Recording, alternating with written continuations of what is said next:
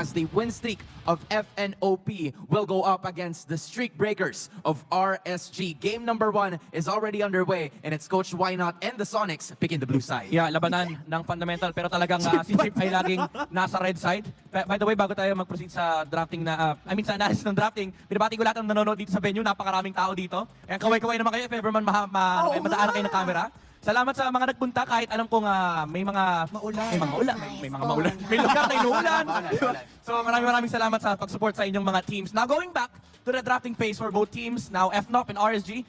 First pick is FNOP, nandyan pa rin yung kanilang overwhelming na Ling mula kay King Kong. So nandyan yung chance nila makuha yan for first pick. RSG, they do plan out the Zushin. Ang tanong is, hindi ba papansinin ulit si Zas? Kasi nung last series natin medyo hindi ganun kaganda yung priority dun sa mage hero na yun. Yun nga parang yung Roger tsaka yung Zask ang hindi pinansin during the previous series. Yeah. I feel like we're gonna see that more in this matchup given na hindi pa naman siya banned, pero posible din kasi na hindi siya mapick. And alam mo, sobrang interesting yung ganung dynamics because for the longest time, 4 weeks into the regular season, that has been the trend. Kapag open yung Roger, first pick Roger for sure kasi mafe-flex mo yung Roger. And then nung nagiging trade ng kalaban ay yung Zask. But it seems as if, now that we are entering week number 4, may ibang klase na ng flavor na pinapakita ang halos lahat ng teams natin. Yeah. And in terms of flavor, RSG, knowing Coach Panda, very parang sabihin to, very textbook yung kanyang drafting style. I would say, baka maban pa rin dito yung Hylos. Either in this slot or yung second phase kasi galit na galit talaga sila sa Hylos. And also, nakita natin, medyo nagbago rin kulay ng kanyang notebook, no? Hindi na black, kulay pink na. Pink yan. Kulay pink yan. Pero, diba? May sinusulat to. Ayun ka ba? Sabi sa'yo eh. Very textbook yung drafting style ng RSG. Now, Fnatic Onyx, they do have the chance of taking up either the Edith, pwedeng Ling, pwedeng Roger, or yung Harith ni Kelra. It's actually interesting kasi bukas lahat ng assassins. It doesn't happen very so often na bukas yung Fanny, Ling, Hayabusa, lahat sila sabay-sabay. I feel like Irad and King Kong are really good assassin heroes. Yeah, so There goes the Roger. ito na nga, ito yung sinasabi natin no, na ang naging trend talaga first pick yung Roger kasi either gold lane or jungle pwede mong gamitin. But now the lane, Fanny, Julian even, are open and Hayabusa. So ang daming options. So kahit i-let go yun ng side ng RC Philippines, makakakuha pa din either way. Yung pala ng FNOP. Kumbaga, ang sinasabi kasi ni Coach Panda rito, I only got 3 bans kasi. So medyo mahirap if I lock in all 3 junglers. So bigyan na lang natin lahat, tapos let's trade, ganun. Tapos si Light now. Yeah, yes coach. Sige Coach. Tsaka very, maganda rin. Ayan, kinuha yung Fanny. And then Edith Ruby. for RSG. I like this Edith pick, knowing na isa to sa mga explosive heroes for RSG. Pwede mo ilagay sa XP. And again, kailangan natin si Light, talagang prominent Edith user for RSG. Ang medyo masakit lang dito for RSG is natanggal yung Moskov Nikosei na ginamit niya rin. Yung almost comeback nila versus Liquid Philippines. But now, Fnatic Onyx, seeing this, pwede ka kumuha ng mga setup heroes like a Tigreal, wala na rin kasi enjoyed. Or baka makakita tayo ng mga tulad nila Aka ni Kufra pagdating ng second phase. True. And yung Ruby din open, Harith open, ang dami pang open. Ruby. But I think yung mga ganong klase ng picks, pwede nilang i-forgo into the second pick. This is the Ruby because this is a primary counter against a Fanny and they can still flex this gold XP or hero. All is forlorn. Ooh, I like this. So much Shane CC. Mula rin sa side ng Fnatic Onyx, nandyan yung crowd control ng I'm Offended, pati na rin yung Vexana na may Iggy Boy pa. Ang medyo mahirap dito for RSG is kailangan na ng damage dealer kasi hindi na ganoon ka-reliable si Fanny, kailangan niya talaga ng proper setups. But now, you also have to be concerned about yung Vexana ng Fnatic Onyx. Harith does sound nice versus the Ruby. And also, last pick to for the red side, so hindi sila basta-basta maka-counter. So they do take the Harith, napakalupit niya Yanara. Now, Fnatic Onyx, ang pwede nilang gawin dito is ilagay nila yung Ruby sa gold lane kasi hindi naman ganun kasama yung matchup na yan. Even though I would say it's still a little better on the side of Harith, pero ang kinaganda sa Ruby is pag naabot niya ng level 4, wala nang lane. Tapos kapag pinili nila yung Ruby sa gold lane, pwede silang magkaja, Franco, Kufra. So ang daming panghuli in this Fanny. So definitely those are possibilities that are the side of FNOP can explore as of now. But then as we head on to the second phase of the draft, we will I think see na maban yung mga likes of ano ba pwede? XP? Tig. Or Tig pwede din? Kasi feeling ko, kahit pa may purify dito yung Harith, yung Tig, malaking problema pa rin. Oh, I actually like this one. Grok, medyo nakaka-bad trip nga naman yan pag Fanny ka. Kasi aside sa, may pader siya, dagdag kikabulan. Pero minsan kasi nakaka-bad trip yung pag hinaharangan yung gusto mong paderan. Hindi ka na makakagalaw. The best case scenario for them is to just remove all roadblocks. Kumbaga pag ikaw ang RSG dito, bibigyan mo na magandang expressway dapat si Irad at all times, at all costs. And actually wrapping up the first Happy phase birthday! of the draft. Uy, +1, happy birthday sa'yo, tol. And actually, happy birthday din sa lahat ng mga nandito ngayon sa venue. Kung birthday nyo man o hindi nyo birthday, Oy, by the way, lang. happy birthday kay Auntie! Happy birthday kay Auntie Anara din. Happy birthday. Salamat. Happy birthday, Auntie! Hey. Happy birthday, Pinati ka sa Auntie! sarili ko. Binati Okay, ako tama ng na. draft. Anyway. Okay, wala rin take. Oh, yan. Basta happy birthday. Continue. Grok and the Tigreal are there. And in addition, parang Kaja.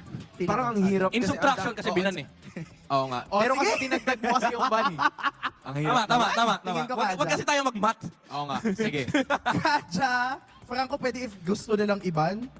Ooh, Pero look at uy. this though. Kelra is the 7th player in MPL Philippines history to record 1,000 plus kills. So, ilan na kaya no, sa Imagine buong mo, no? history ang nakakakuha ng 1,000 kill? Imagine mo, ilang katawan na nakadapa yung nakita ni Kelra. Diba? And in all of those people, pampito siya na nakatapak doon Oo. in MPL Sino kaya Philippines yung iba, history. no? Diba? Sino kaya anim? Alam ko nasa listahan sila, sila Carl, sila Haji, yeah. yung mga matataas ang KDA. Oh. Marami rin gold dinner doon actually. Yes.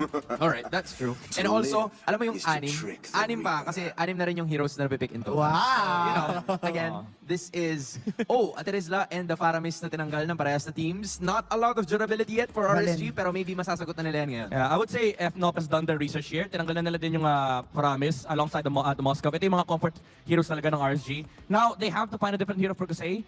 For Aqua. Alam naman natin si Aqua medyo flexible, no? Marami na Yes, siyang ginamit yes, na out of the box picks like yung Odette last season. So, pwede pa rin tayo makakita ng ibang mage dito unless you wanna go for a Valentina kasi masarap kopyahin yung ultimate ni Vexana tsaka ni Ruby. Pero alam mo, gusto ko nga ng sa totoo lang, ng Farsa.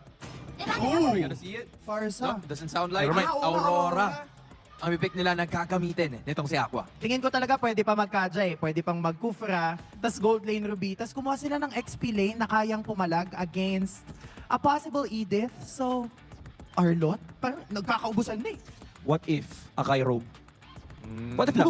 What if lang? Kasi, alam mo, pag Harith ka, tapos may Akai kang kalaban, parang nakakailang na gamitin yung Purify para lang hindi ka matulak Isang beses nung lang heavy din spin. Kasi isang beses mo na mo-purify yun, pag dinikita ka niya ulit, lumabas ka na Summon Force. Pero nandiyan pa rin naman yung nandiyan pa rin naman yung mga Cho, again, yung sinabi ni Ann kanina, yung Franco. Gold Ruby. Oo nga pala, no? Gold. Ruby Room! Yeah. Gold na yung Roger. Ayan na yung Ayan na! ito yung maganda sa Ruby kasi pag in-early pick mo pwede mo i-flex magkakaibang role. Ngayon, nakuha nga ng FNOP yung binabanggit nating Kufra kanina. So now, RSG, they have to deal with the Ling and the Kufra. Tapos, Fanny. Fanny yung gamit nila. I mean, as a Ling, medyo nakaka-battle kapag may Fanny pa rin naman. Ang medyo malungkot kasi dito, kapag nag-group up na yung FNOP, parang nawawalan ka ng silbi. Kasi lagi may bouncing ball. Hindi ng bouncing ball. Kapag nahuli ka ng bouncing ball, I'm deadly offended. grasp. Ayaw Yun mo. nga eh. Walang galawan. Man, this is a difficult situation para dun sa Fanny if kung sakali na makasalubong niya kaagad yung Kufra ko. Wait a minute! Okay. Nakita natin to before. Ginamit nila to sa Snapdragon. Light on Hellcurt Rome. I would say, medyo delikado, knowing na may Kufra. But if it works in the early game, it is gonna provide a lot of space para kay Irad tsaka kay Kusei. But it is a big question mark at this point. Yung concept lang din naman ng Hellcurt ay ma-burst down agad yung mga nasa likod. But then still, magkukulang sila ng Inoue frontliners because of their lineup. Very squishy and Thank you so much sa mga kasama natin dyan sa Infinix Game Tambayan. Intense pickups by both of these movers para simulan agad yung laban ng series ito ng malupitang mga pickups o labanan. Grabe no, last match of the day. Pero makakakita tayo again ng isang record. Matagal-tagal. At mga ilang linggo natin hindi nakita dito sa FPL Philippines. Ang isang Hellcurt na gagamitin ngayon. Onto the room, Brigida. I think pwede natin mamayang pag-usapan niyan lalo. I'm interested to see kung ano yung find dito for RSG Philippines. Ramdam na ramdam ko yung importansyang maisakatuparan ang keys to victory dito. Ay. Yung dalawa natin tutunan na respect the light single target pick of heroes kasi saktong-sakto ay naka-Hellcurt siya. Tapos pagdating naman kay Brusco ay respetuhin mo naman ang kanyang mga AOE crowd control na talaga namang talamak sa isang Kufra. Sabi nga ni Hans, the proactive Kufra. Oo, parang dito sa FNOP. Pero look at that activeness sa mapa.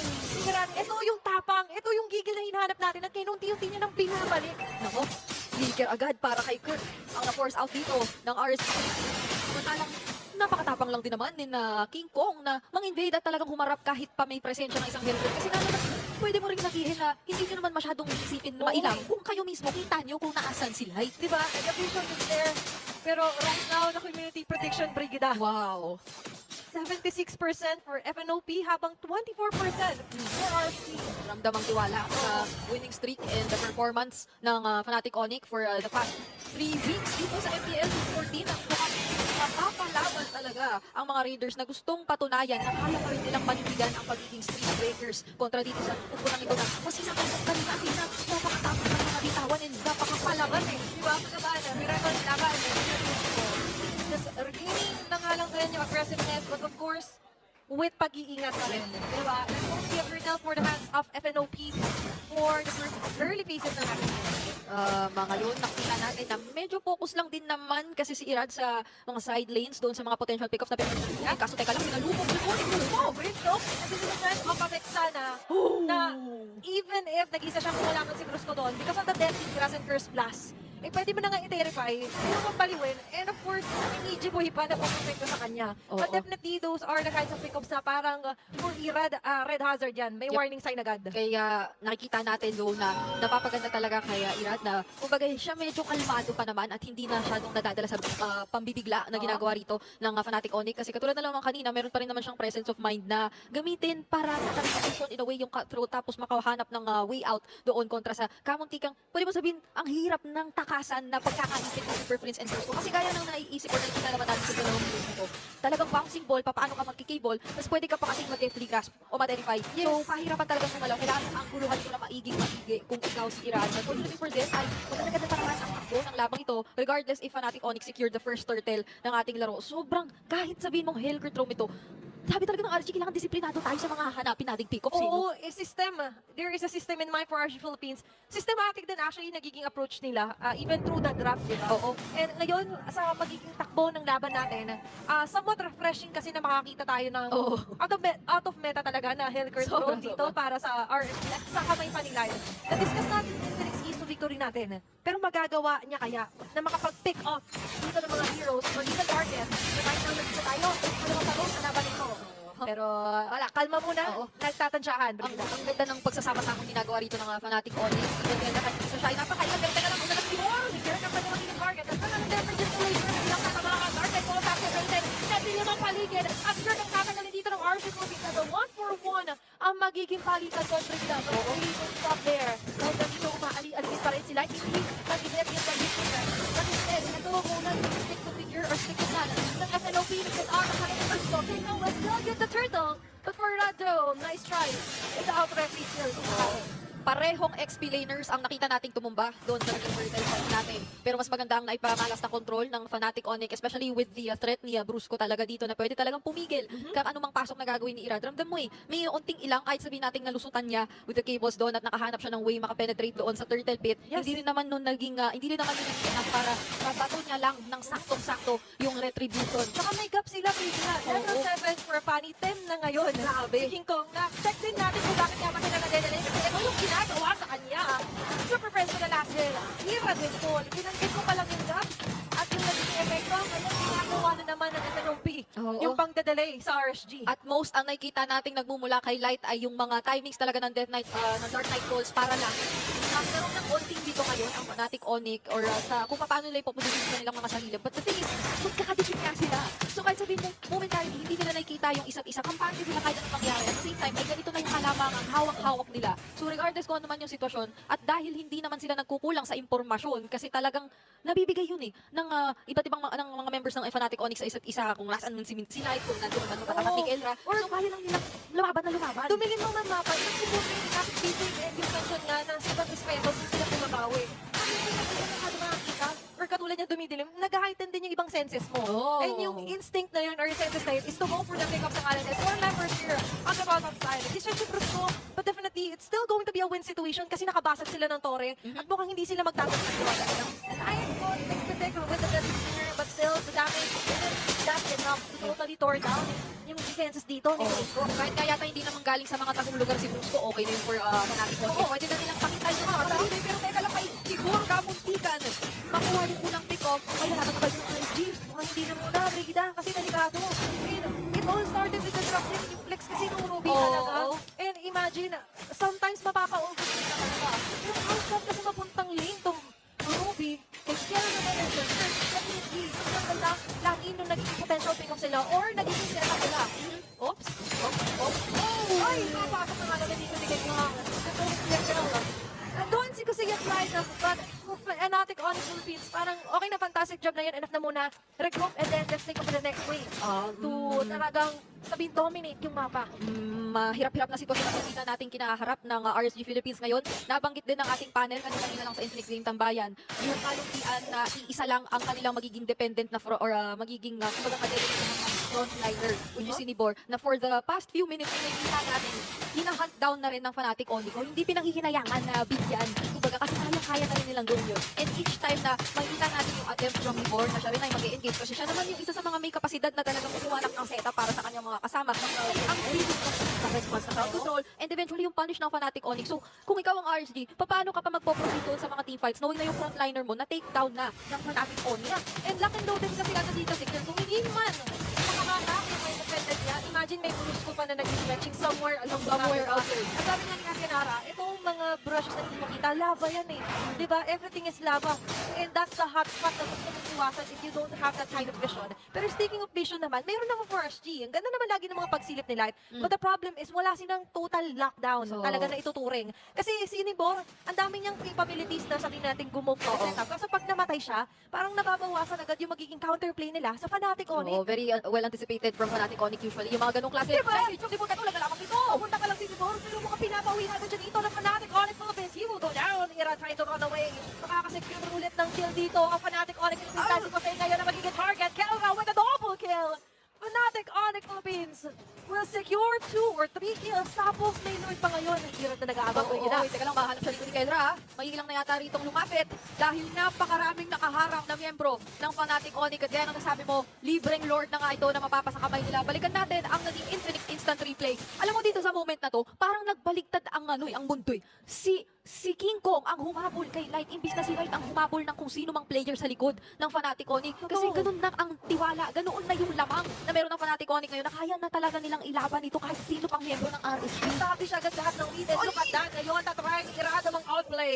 Taps of lanes ay inactivate na. Babalik yata din si King Kong. There's a King Kong! The swag from King Kong and Irad. Sasama na nga din dito si Kirk. May mahahatak at si Irad ang mamamatay! Fnatic Onyx Philippines, the super family is doing it! Grabe! Ibang klaseng pagkikita ni Irad at King Kong ang nasaksihan natin doon. Pero medyo napatagal ang uwi at ngayon ay napakagandang pick-off pa para sa Fnatic Onyx ang ating nakita doon sa pagkaka-takedown nila kay Irad na nag-attempt lang naman mag-manage yung ibang mga waves kanina para mapadali ang depensang ito for RSG Philippines. Pero mukhang ngayon ay mapipilitan talaga sila na ilaban ito ng sama-sama kasi nabawasan sila at may nakaatak pa! At si Nibor pa nga matatarget nila. Look at that layer of a skill. Ngayon mapipilitan gamitin agad the Frigid Glacier. There's the round 2 for King Kong and Irad. Pero sa pagkakataon na ito, sabi ni King Kong, hindi mo naman ako muna kaya.